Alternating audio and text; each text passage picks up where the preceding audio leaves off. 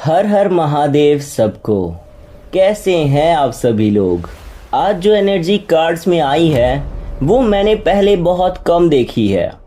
आज की रीडिंग शुरू करने से पहले मैं आपसे एक बात पूछना चाहता हूँ। क्या कभी आपको ऐसा लगा है कि आपके पर्सन के साथ जो हो रहा है वो सिर्फ इत्तेफाक नहीं है, कि कोई तीसरा है जो जानबूझकर सोच समझकर एक प्लान के साथ काम कर रहा है? अगर हाँ, तो आज के कार्ड्स वही कंफर्म करने आए हैं। और अगर आपको अब तक इस बात पर पूरा यकीन नहीं था तो आज के बाद होगा।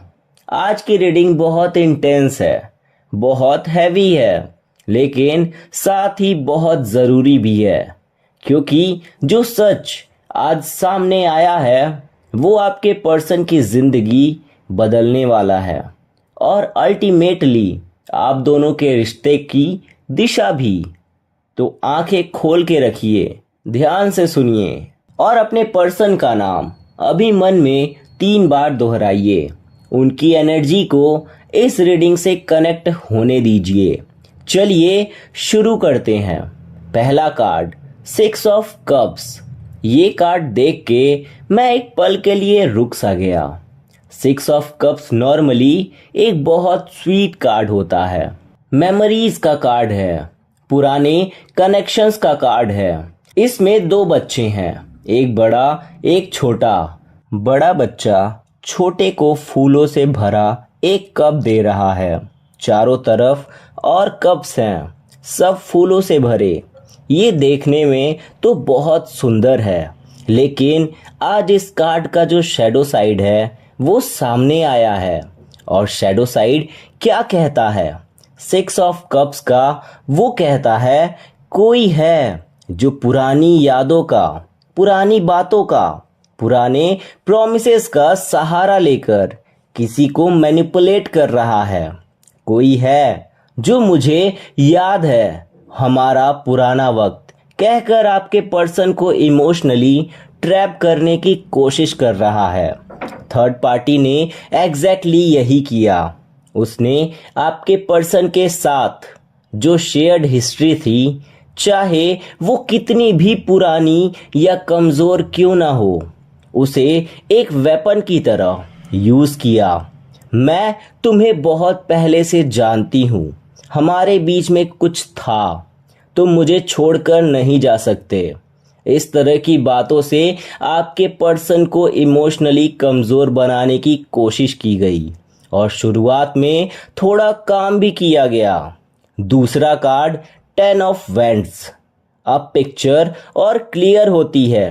10 ऑफ वैंड्स एक ऐसे इंसान का कार्ड है जो बहुत ज़्यादा बोझ उठाए हुए है। इनमें एक आदमी है जो 10 लाठियां एक साथ उठाए हुए झुककर चल रहा है। वो थका हुआ है, उसे रास्ता दिख नहीं रहा, वो बस किसी तरह आगे बढ़ रहा है। ये आपके पर्सन की एनर्जी है। थर्ड पार्टी ने उन पर इतना बोझ डाल दिया है, इतनी धमकियां, इतने झूठ, इतनी कॉम्प्लिकेशंस कि वो थक गए हैं। वो मेंटली एग्जॉस्टेड हैं। वो उस इंसान की तरह हैं जिसे नहीं पता कि अगला कदम किधर रखूं। लेकिन एक बात नोटिस करिए, वो इंसान 10 ऑफ वैंड्स में रुका नहीं है। वो थका हुआ है, बोझ से दबा हुआ है, लेकिन चल रहा है, आगे बढ़ रहा है। आपके पर्सन भी यही कर रहे हैं, साइलेंटली, स्टेडली। और 10 ऑफ वैंड्स का एक और मैसेज है, जो बोझ उठाए हुए है वो परमानेंटली नहीं रहेगा। एक पॉइंट आता है जब इंसान उन लाठियों को नीचे रख देता है, जब वो कहता है बस अब नहीं। वो मोमेंट आ रहा है। तीसरा कार्ड व्हील ऑफ फॉर्चून का। और यहाँ आकर रीडिंग ने एक बड़ा टर्न लिया। व्हील ऑफ फॉर्चून किस्मत का पहिया। ये कार्ड कहता है जो ऊपर है वो नीचे आएगा, जो नीचे है वो ऊपर जाएगा। यही यूनिवर्स का नियम है, यही सच है।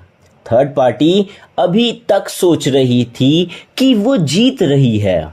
उसने प्लान किया था, उसने जाल बिछाया था, उसने थ्रेट्स दिए थे, उसे लग रहा था मैं कंट्रोल में हूँ। लेकिन व्हील ऑफ फॉर्चून कहता है कोई भी हमेशा ऊपर नहीं रहता। जिसने जो किया है उसका हिसाब होता है। यूनिवर्स अपना हिसाब खुद करता है और वो हिसाब हो रहा है अभी इसी मोमेंट में। थर्ड पार्टी के लिए व्हील नीचे जाना शुरू हो गया है और आपके पर्सन के लिए ये व्हील ऊपर की तरफ मुड़ना शुरू हो रही है। ये कोई इमोशनल बात नहीं है, ये कार्ड्स की एनर्जी है और ये एनर्जी बहुत ज़्यादा क्लियर है। अब मैं आपको वो बात बताता हूँ जो इस पूरी सिचुएशन का कोर है। थर्ड पार्टी का असली खेल क्या था? कार्ड्स बहुत क्लियरली दिखा रहे हैं कि थर्ड पार्टी का एक ही मकसद था, फायदा। आपके पर्सन से, उनकी रिसोर्सेस से, उनकी पोजीशन से, उनकी गॉडनेस से। ये कोई इमोशनल कनेक्शन नहीं था। थर्ड पार्टी के लिए ये एक ट्रांजैक्शन था, एक कैलकुलेटेड मूव था और उस ट्रांजैक्शन को सिक्योर करने के लिए थर्ड पार्टी ने हर वो तरीका यूज़ किया जो यूज़ कर सकती थी। पहले झूठे प्रॉमिसेस, झूठे सपने, हम साथ में होंगे, मैं तुम्हारे बिना नहीं रह सकती, ये सब सुनाया। फिर जब वो काफ़ी नहीं था, मैनिपुलेशंस, इमोशनल गिल्ट ट्रैप, तुमने मुझसे ये वादा किया था, तुम मेरे साथ ऐसा कर रहे हो। फिर जब वो भी काफ़ी नहीं था, थ्रेट्स, मैं तुम्हें कोर्ट में घसीटूंगी, समाज में तुम्हारी इज्जत मिट्टी में मिला दूंगी, जेल भिजवा दूंगी। और जब थ्रेट्स भी काफ़ी नहीं थे, तब सबसे बड़ा झूठ। चौथा कार्ड, क्वीन ऑफ सॉर्ड्स। ये कार्ड थर्ड पार्टी की असली पर्सनैलिटी दिखाता है। क्वीन ऑफ सॉर्ड्स एक ऐसी एनर्जी है जो बहुत शार्प होती है, बहुत कैलकुलेटेड होती है, जो दिखती है उससे बहुत अलग होती है। इसमें एक रानी है, तख्त पर बैठी है, हाथ में तलवार है, चेहरा स्टर्न है, देखने में पावरफुल लगती है, लेकिन उसकी आंखों में वार्मथ नहीं है। थर्ड पार्टी एग्जैक्टली ऐसी ही है। वो इमोशनली कनेक्ट नहीं है किसी से, वो स्ट्रेटेजिकली मूव करती है। हर कदम सोचा हुआ है, हर बात प्लान्ड है। जो भी करती है उसके पीछे एक मोटिव है। और क्वीन ऑफ सॉर्ड्स का शैडो साइड और भी डार्क है। ये वो एनर्जी है जो झूठ बोलने में एक्सपर्ट होती है, जो अपनी बात इतने कॉन्फिडेंस के साथ कहती है कि सामने वाले को लगता है ये सच बोल रही है। आपके पर्सन को इसलिए इतना वक्त लगा सच समझने में, क्योंकि वो झूठ बहुत सफाई से बोलती है। पांचवा कार्ड, द हेरोफेंट। और अब कार्ड्स ने वो रिवील किया जो सबसे इम्पोर्टेंट है। द हेरोफेंट ट्रेडिशनली इंस्टीट्यूशंस का कार्ड है, रूल्स का कार्ड है, ऑफिशियल सिस्टम्स का कार्ड है। लेकिन आज इस कार्ड ने जो एनर्जी दिखाई है वो है एक डॉक्यूमेंट, एक ऑफिशियल रिपोर्ट, एक ऐसा सबूत जो सिस्टम से आया है। थर्ड पार्टी ने जो सबसे बड़ा झूठ बोला था उसे प्रूफ करने वाला एक ऑफिशियल डॉक्यूमेंट सामने आ गया है। वो डॉक्यूमेंट जो आया है उसने सब कुछ पलट दिया। द हेरोफेंट कहता है सच को छुपाया नहीं जा सकता। सिस्टम अपना काम करता है, जो ऑफिशियली रिकॉर्डेड है वो बदला नहीं जा सकता।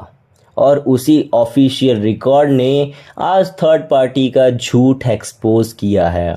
आपके पर्सन ने अब वो असली डॉक्यूमेंट देखा, तब उनके पैरों तले जमीन खिसकी, लेकिन इस बार उनकी नहीं, थर्ड पार्टी की। अब मैं वो बताता हूँ जो कार्ड्स में सबसे क्लियरली दिख रहा है। थर्ड पार्टी ने एक ऐसी सिचुएशन क्रिएट की थी जो कंप्लीटली फैब्रिकेटेड थी, जो कभी थी ही नहीं, और उस फैब्रिकेटेड सिचुएशन को यूज़ करके वो आपके पर्सन को कंट्रोल करना चाहती थी।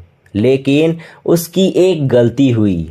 उसे लगा कि आपके पर्सन के पास सच तक पहुंचने का कोई रास्ता नहीं है। वो गलत थी।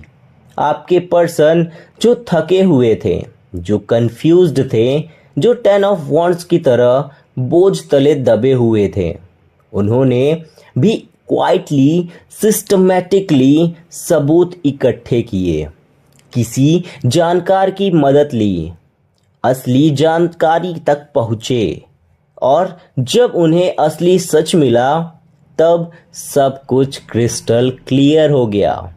अगर आपकी लाइफ में ज़्यादा दुख है या निगेटिविटी आ गई है तो कमेंट में हर हर महादेव लिख दो, आपको अच्छा लगेगा। और ये एक जनरल, कलेक्टिव और टाइमलेस रीडिंग है। ये एनर्जी जब भी आप यहाँ तक आए हो वो आपके लिए ही है। छठा कार्ड, द चैरियोट का। ये कार्ड आते ही पूरी रीडिंग की एनर्जी शिफ्ट हो गई। द चैरियोट एक विक्ट्री का कार्ड है, एक ऐसे वॉरियर का कार्ड है जो अपनी मंजिल जानता है, जो रुकता नहीं, डरता नहीं। और आज ये कार्ड आपके पर्सन के लिए आया है। जो इंसान कल तक थर्ड पार्टी की थ्रेट से डरा हुआ था, वो आज अलग खड़ा है। वो अब जानता है कि उसके पास सच है, उसके पास सबूत है, उसके पास क्लैरिटी है, और वो क्लैरिटी एक नई स्ट्रेंथ लेकर आई है। द चैरियोट ये कहता है कि आपके पर्सन ने अब डायरेक्शन डिसाइड कर लिया है। वो अब उस रास्ते पर नहीं जाएंगे जो थर्ड पार्टी दिखाना चाहती थी। उनका चैरियोट अब उस डायरेक्शन में मुड़ चुका है जो उनका अपना है। और एक बात जो चैरियोट क्लियरली बोल रहा है, थर्ड पार्टी की जो भी थ्रेट्स थी, जैसे जेल भिजवाना, कोर्ट की धमकी, बदनामी की, वो सब अब हॉलो है, खोखली है। क्योंकि जब सच आपके साथ हो तो झूठे थ्रेट्स का कोई असर नहीं होता। और आखिरी card, the fool. Bottom of the deck से आया है ये कार्ड, और ये बहुत सिग्निफिकेंट है। द फूल नॉर्मली एक नई शुरुआत का कार्ड है, एक नए चैप्टर की एनर्जी है। लेकिन बॉटम ऑफ द डेक से आने का मतलब है ये वो हिडन फाउंडेशन है जिसके ऊपर पूरी सिचुएशन खड़ी है। और आज द फूल का एक स्पेसिफिक मैसेज है। थर्ड पार्टी ने शुरू से एक फूल की तरह खेला, बहुत ओवर कॉन्फिडेंस, बहुत केयरलेसली। उसे लगा कि वो स्मार्ट है, वो विन कर रही है। लेकिन द फूल को पता नहीं होता कि वो जिस रास्ते पर चल रहा है उसके आगे एक क्लिफ है। थर्ड पार्टी उसी क्लिफ के करीब है, और आपके पर्सन के लिए द फूल का मैसेज है। एक नया चैप्टर शुरू होने वाला है। जो पुराना था, जो बर्डन था, जो झूठ था, जो कॉम्प्लिकेशंस थी, वो पीछे छूट रही है। एक नई शुरुआत की एनर्जी आ रही है। वो शुरुआत क्लीन होगी, ऑनेस्ट होगी, एंड मोस्ट इम्पॉर्टेंटली फ्री होगी। एक आखिरी बात, जो लोग ये रीडिंग देख रहे हैं, इनमें से काफ़ी लोग बहुत लंबे समय से कंफ्यूज्ड थे। मेरे पर्सन को हो क्या गया है, वो ऐसे क्यों बिहेव कर रहे हैं, क्या उन्हें मेरी परवाह नहीं है? आज कार्ड्स ने जवाब दिया, आपके पर्सन बदले नहीं हैं। वो आपसे दूर नहीं हुए, अपनी मर्जी से। एक बहुत कैलकुलेटेड, बहुत प्लान्ड सिचुएशन में उन्हें फंसाने की कोशिश की गई थी। लेकिन अब वो जाल टूट रहा है, धीरे धीरे लेकिन क्लियरली। और जब वो जाल पूरी तरह टूटेगा तो जो रास्ता खुलेगा वो उनका भी होगा और आपका भी। बस थोड़ा और पेशेंस, थोड़ा और ट्रस्ट, यूनिवर्स काम कर रहा है। बहुत बहुत प्यार और डिवाइन ब्लेसिंग्स आपके साथ हमेशा बनी रहे। जय श्री कृष्ण। हर हर महादेव।